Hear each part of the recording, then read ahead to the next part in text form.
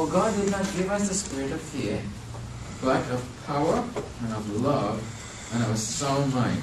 They were not only called to go, they weren't going to listen to these men who were trying to bring them down and discourage the entire assembly of people. They were committed to what God had them to do. And he says, we're going to go up and take this land. We're looking to Jesus. We're not looking to men. We're not looking to those who could discourage us and cast doubts and bring us into confusion. We're looking to the Lord for our help and for our direction and for our strength. And so they were committed to Him. And then lastly, Joshua says, when all this turmoil started and the congregation went into a panic and they were angry and they wanted to stone Joshua and Caleb and Moses, and they wanted to go back to Egypt, they're walking in the flesh because their mind is not set on the Lord. They won't practice in the presence of the Lord. They won't remember what He was telling them. And Joshua now would stand up, just like Caleb stood up, and he's saying in chapter 14, verse 14, he says, if the Lord is pleased with us, He will lead us into that land, a land flowing with milk and honey, and will give it to us. Only do not rebel against the Lord. Do not be afraid of the people of the land, because we will devour them. How about that? It's not you and me going to devour them.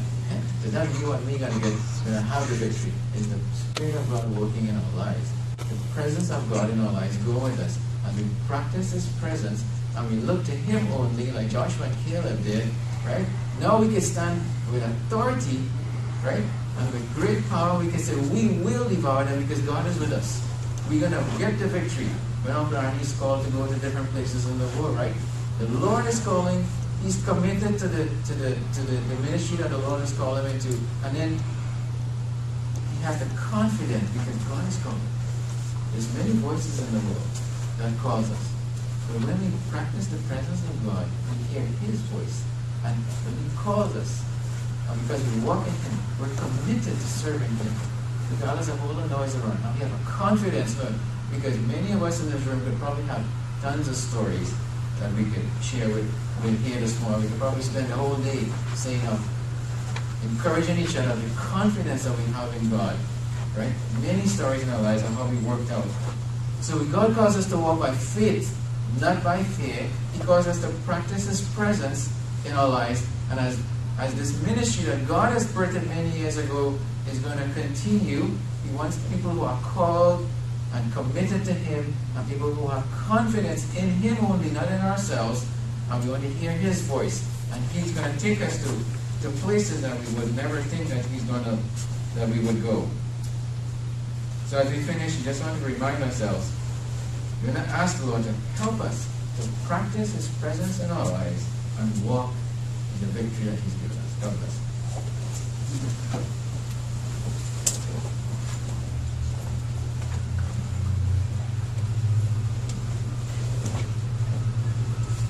Thank you very much, Rudy. That thought, very encouraging, but yet very challenging.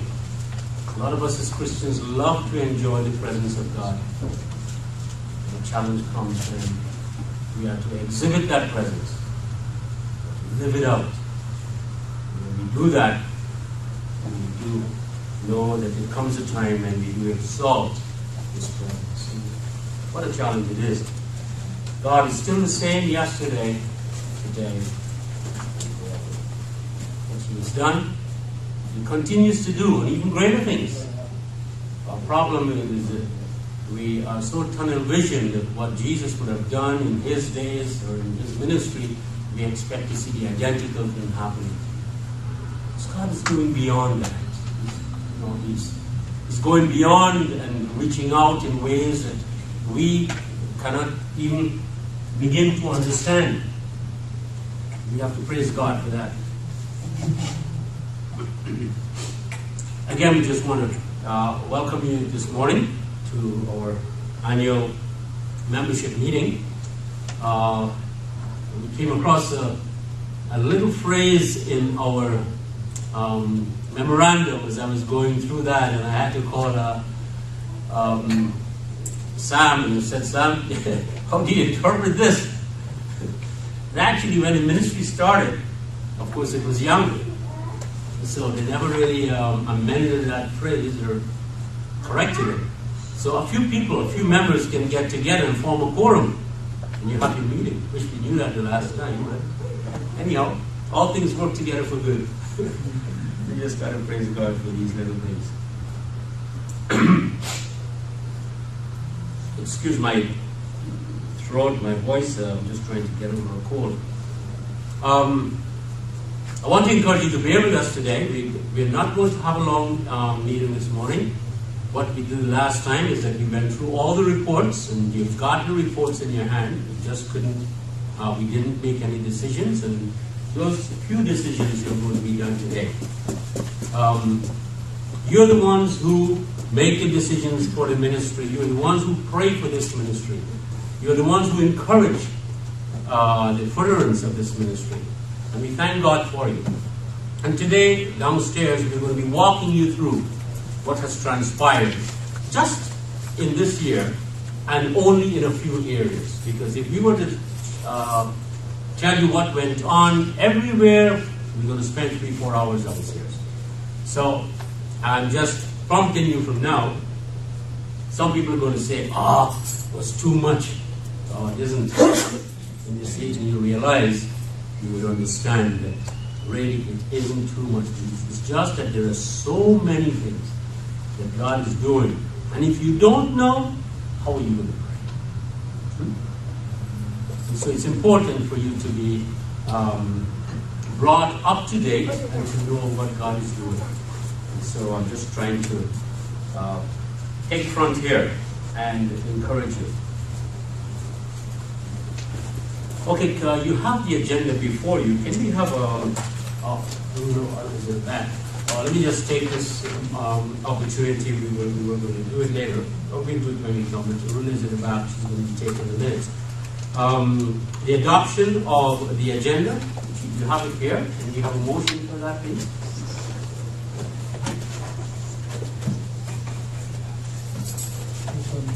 Thank you, Brother Kern.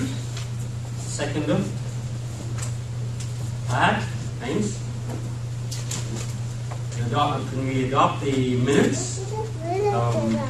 Those of you, have you brought your old minutes with you? You didn't. I don't think we went through the last at the last meeting. We did go through the minutes, but there isn't much that we felt that we had to refer to.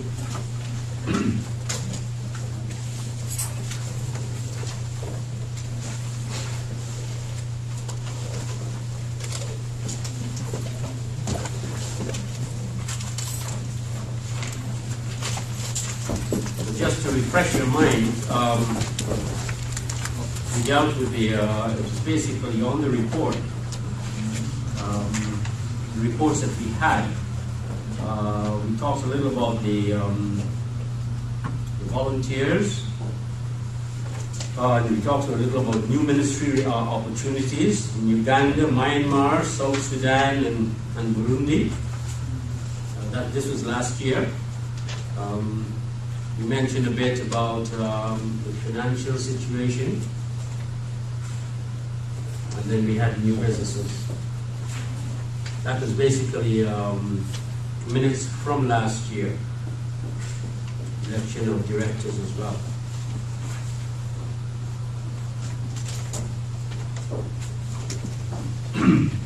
I think we should go right into the reports. You've got the reports in your hand. Then we should have an adoption for the minutes which you don't have.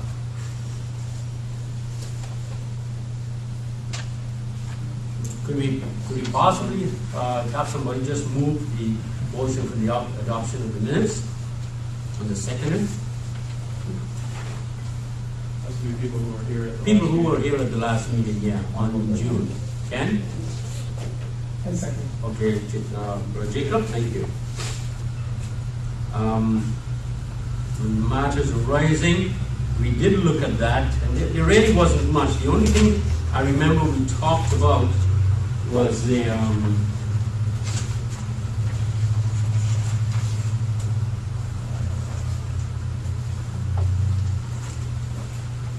basically the expansion of the ministry, places like Burundi, We talked a little about Ecuador as well. The reports you've got in your hand there, the executive report, the executive director's report, yeah, we can run that through very quickly.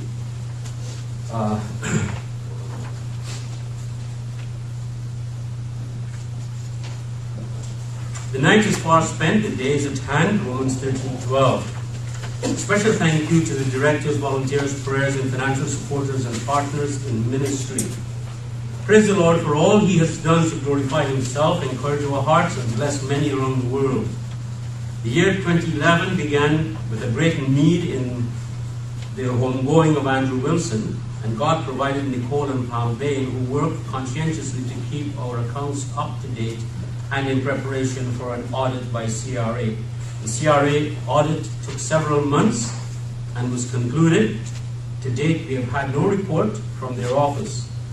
Unfortunately, this year, 2012, we lost Nicole, who got a job, and Pam, who left to go back to school. Almost immediately, we had a replacement in the office in the person of Emily Travens, who after 5 months suddenly resigned, and again, immediately God filled the position by providing Aruna Ephraim. Shipment of containers. Shipment went out to Ecuador, Guyana, Kenya, and Israel. Over 55,000 volumes of Christian and educational books, both by hard copies and 2 hard drives, were included in these shipments. Each hard drive has over 12,500 volumes of books. And when you go downstairs on the display, you will see what it looks like, just about the size of the palm of my hand. So thank the Lord for technology these days.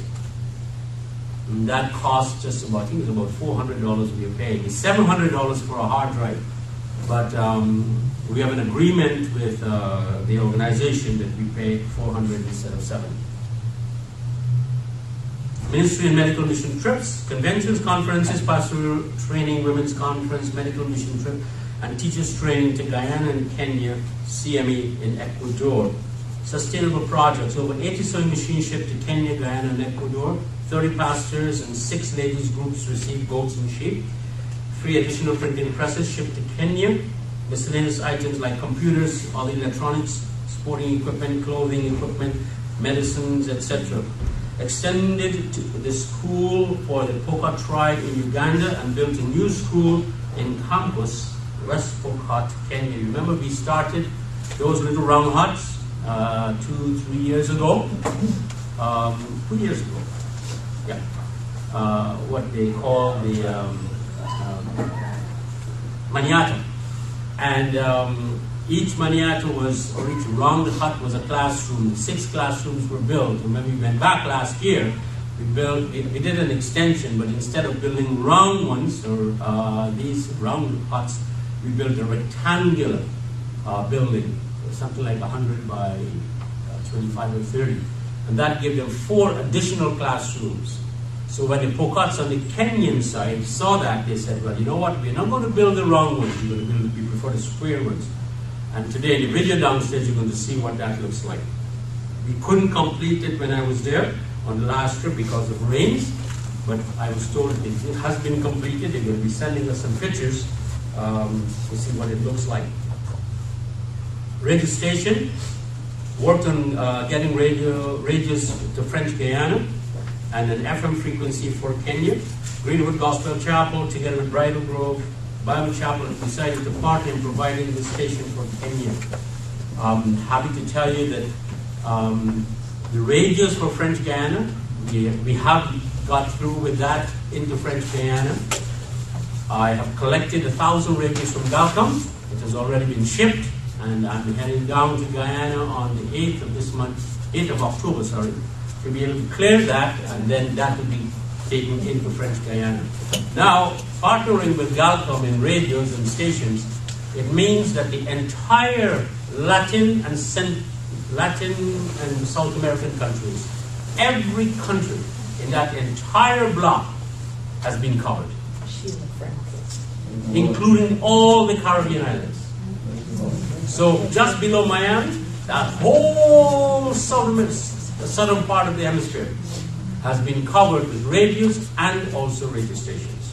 French Guiana was the last piece of puzzle to complete the picture. We give God praise for that. I was supposed to go into French Guiana for the handing over of this. Malcolm asked me to do it, and I said to Alan, I said, no, I don't think I should be the one to do it.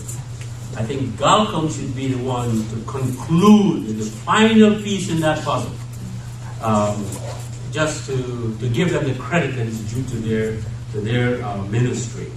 So I'll be going down to clear it, make arrangements for it to go over, and Tim is going to be going down after the banquet on the 20th of October to do that handing over in French Guiana. Also in Kenya, it's amazing what God is doing. It's always good to wait on God, as the Bible tells us. Wait on Him. We've been looking at trying to cover the Dandora and the Kibera area, which is going to be about 2 million people, close to 2 million people in those two slums alone, plus an additional 3 or 2.5 to 3 million in Nairobi. What is happening, because we are partnering now with AIC, which is African Inland Church. That ministry was started by African Inland Mission. It's over 100 years old. And in partnering with them, they have the facility of being, or the privilege of being able to put a transmitter or to beam or broadcast through the government's transmitters. And if that is done, then our little station is going to be able to cover the entire country of Kenya, which is what the government is presently doing. So that's really exciting news. We praise God for that. Matthew Craig. On January the 6th, 2012, we celebrated the homegoing of Matthew Craig. Matthew was one of our board directors, as you would recall. Very faithful brother. Goals for 2012, for someone to help with funding or fundraising. Acquire an FM frequency for the radio station in Kenya. Work with Galcom reapproval to provide French Guiana with 1,000 solar-powered radios. Expand the school ministry in Kenya to 300 Bible clubs. Build a school for another group of the Poka tribe in Campus, Kenya. Acquire and ship ambulance to Chingola, Zambia. Help Myanmar with a building for discipleship training, and that building is costing $2,000. Work with the Maasai tribe to change their focus from raising cattle to raising goats. Establish Bible clubs in Maasai schools, and work with 2 of their communities towards sustainability. This year we suffered the loss of Marina Van Holteren, who resigned as a board member. Then later, due to severe health problems, we had the resignation of Marilyn Daniels and Claudette Lindsay, who still faithfully come in to help, and there's an E missing there. To help in spite of her health condition. These women have been a great asset to the ministry over the years, and they will be greatly missed. We thank God for their years of faithfulness and commitment to Him and to MateFCC. Please remember them in prayer. Extension of the ministry. As we look into the new year, MateFCC will be partnering with, now this portion here has been added since June when we met last. Okay, this is the extension of our Mate ministry. As we look into the new year, MateFCC will be partnering with United Graduate College and Seminary International of the U.S. in promoting both theological and secular education worldwide. This will advance the ministry of MateFCC into areas that are difficult to penetrate with the gospel. Another area of service is Eternal Dubé, who was awarded an honorary doctorate in psychology and humanities by UGCSI, is authorized to represent the said institution in honoring those who have made substantial contribution to their community and country. This will open doors of opportunities for the gospel, as we have already seen in Kenya and Ecuador. Pray that the Lord will provide additional board members. I would say younger board members. Volunteers and financial support to cover its operational expenses. Also for the need of someone to be mentored for leadership in the mission. God bless you for your prayers and partnership in this ministry. In the service, Honorable Bay, Executive Director. This meeting was deferred from June 16, 2012 due to the lack of a quorum, and the report covers the period from January 11 to August 2012.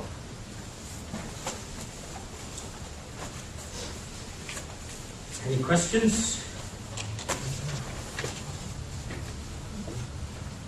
Could you give us a brief, how's the school?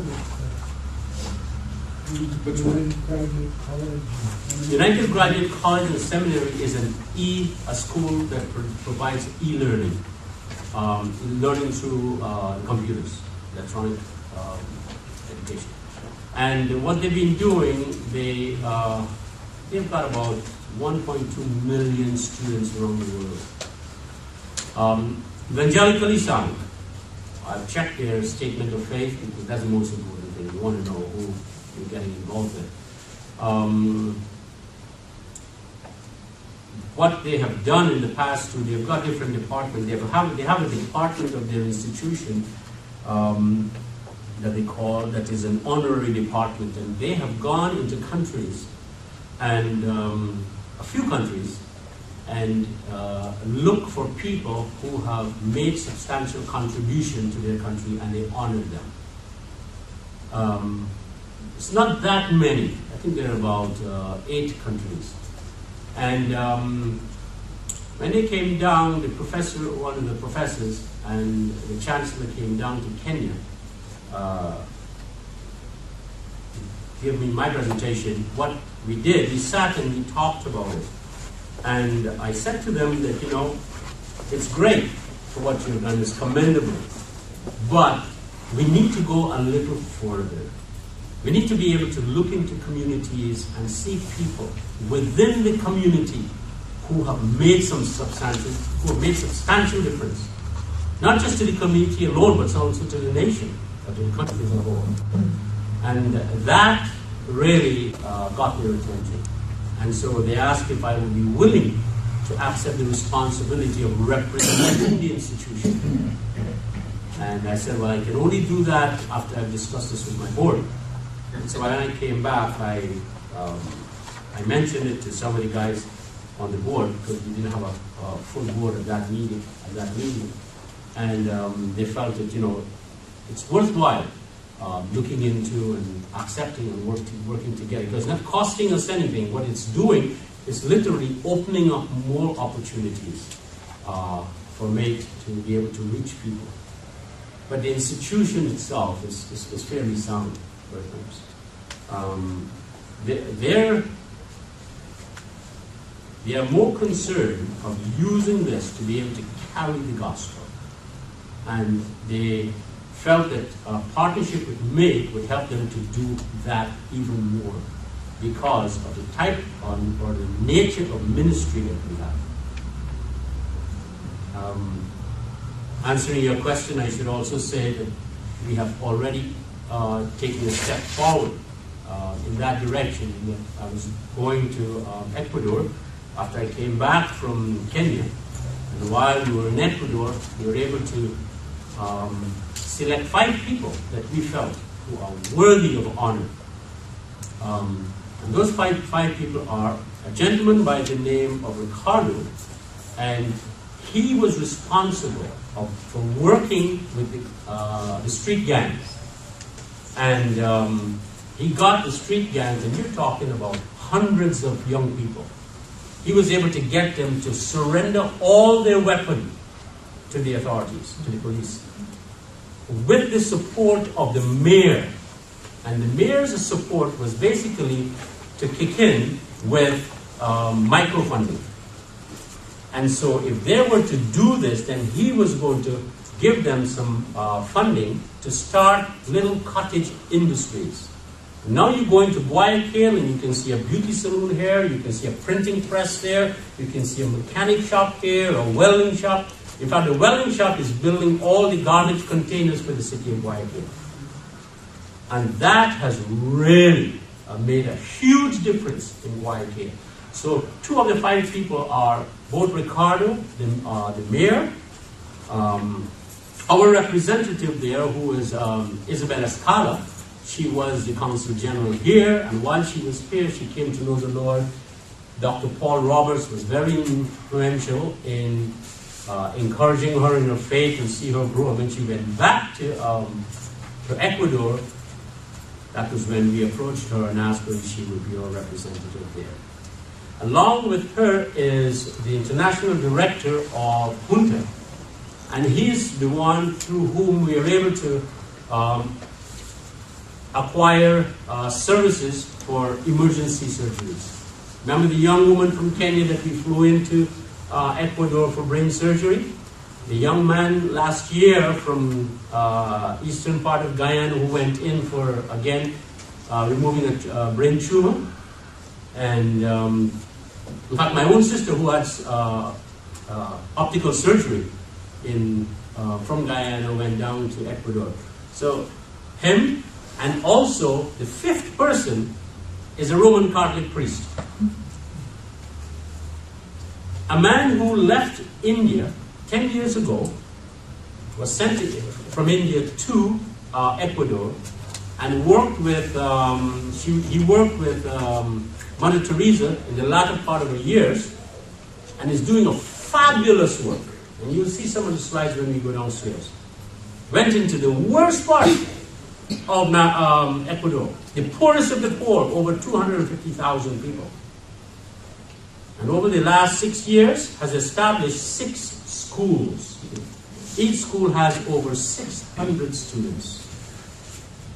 On a daily basis, he takes care of over 5,000 young people and adults. Fantastic work.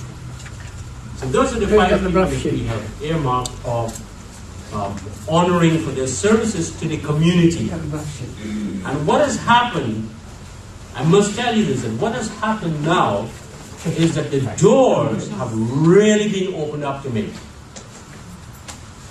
Where do you find in Canada a Roman Catholic church is going to tell you to come in and teach their children the Word of God? Junta is considered the elite in the Roman Catholic society. Here you have Father Simon, who is working in the poorest of the poor, a place where people are afraid to go, but nobody dare touch it. Along with that is also what's happening in Ecuador now is they're asking us to teach ESL, English as a second language. A very small percentage of Ecuadorians know English. Junta, that has over 7,400 employees, not even 1% speak English. And so speaking with the international director and also the chairman of their board, I said to them, once you confine yourself to your language, you're locked in a room. But when you know English, you're open to the world. And they were very happy for that. And so they're asking us to come in. What are we going to do? We're going to be using the New Testament as the textbook. They have no problem with that. They said, we're glad to know at least the people are going to read God's Word. Open door opportunities. And we have to redeem the time. Now, the other thing I must say is that what we are looking at is not only ESL, English as a second language. We are using English as a second language to pave the path. But following that is going to be theological education and secular education. Secular education to the primary, secondary students and also to adults, which would mean there will be a program for adult education. Along with that, what we are hoping to do, which would strengthen our ministry in the sustainable aspect, is teaching people how to raise goats, teaching them how to raise chickens, teaching them how to raise fishes, teaching them how to sew. That's the kind of thing we're looking at. So, with just a click of a button, you can have all the information. What we've been talking about in some of the difficult areas, we can go in and present them. English is to them. English is a second language where they are objecting to Christian or to using the New Testament. Fine, no problem. But what we're going to use is some of the Christian classics as the textbook. Books like John Bunyan's Pilgrim's Progress. Books like some of you older guys like me who are 50 and under. Uncle Tom's Cabin. Classic for kids. Those are the kind of materials that we still have that we can use. But once they have that, on the site is going to be who provide this service. MateFCC, and once they click on that, they're going to be coming onto Mate's website, see what Mate does. And on Mate's website, there's going to be the Bible. They can read the Bible, they can study it, they can go from there. I was thinking of that specifically for Myanmar and also for India, certain parts of India. We have a lot of parts of India where Christians are being persecuted and don't have the freedom of sharing the gospel. So those are some of the things that we are looking at as far as the ESL or education is concerned. Moses, and they wanted to go back to Egypt. They know they're walking in the flesh because their mind is not set on the Lord. They won't practice in the presence of the Lord. They won't remember what he was telling them. And Joshua now would stand up, just like Caleb stood up, and he's saying in chapter 14, verse 14. He says, if the Lord is pleased with us, he will lead us into that land, a land flowing with milk and honey, and will give it to us. Only do not rebel against the Lord.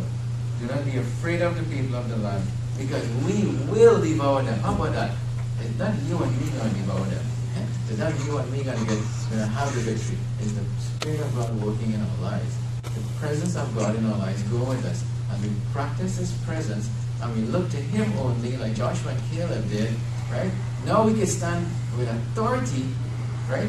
And with great power, we can say, we will devour them because God is with us. We're going to get the victory. When Uncle Arnie's called to go to different places in the world, right? The Lord is calling.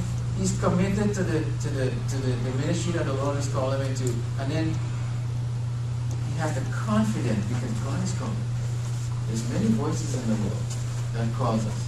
But when we practice the presence of God, we hear His voice. And when He calls us, and because we walk in Him, we're committed to serving Him. Regardless of all the noise around. And we have a confidence, because many of us in this room could probably have tons of stories that we could share with here this morning. We could probably spend the whole day saying encouraging each other. For God did not give us the spirit of fear, but of power and of love and of a sound mind. They were not only called to go, they weren't going to listen to these men who were trying to bring them down and discourage the entire assembly of people. They were committed to what God had them to do. And He said, we're going to go up and take this land. We're looking to Jesus. We're not looking to men. We're not looking to those who could discourage us and cast doubts and bring us into confusion. We're looking to the Lord for our help and for our direction and for our strength. And so they were committed to Him. And then lastly, Joshua says, when all this turmoil started and the congregation went into a panic and they were angry and they wanted to stone Joshua and Caleb and more confidence that we have in God, right? Many stories in our lives of how we worked out. So God calls us to walk by faith, not by fear. He calls us to practice His presence in our lives. And as this ministry that God has birthed many years ago is going to continue, He wants people who are called and committed to Him, and people who have confidence in Him only, not in ourselves, and we want to hear His voice. And He's going to take us to places that we would never think that we would go. So as we finish, we just want to remind ourselves, we're going to ask the Lord to help us to practice His presence in our lives and walk in the victory that He's given us. God bless.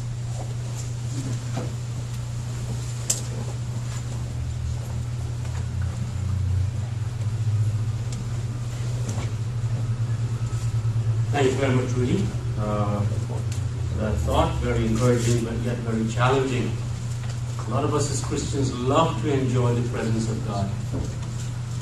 the challenge comes when we are to exhibit that presence, to live it out. When we do that, we do know that there comes a time when we do exalt His presence. What a challenge it is. God is still the same yesterday, today, and forever. What He has done, He continues to do, and even greater things. Our problem is that we are so tunnel visioned of what Jesus would have done in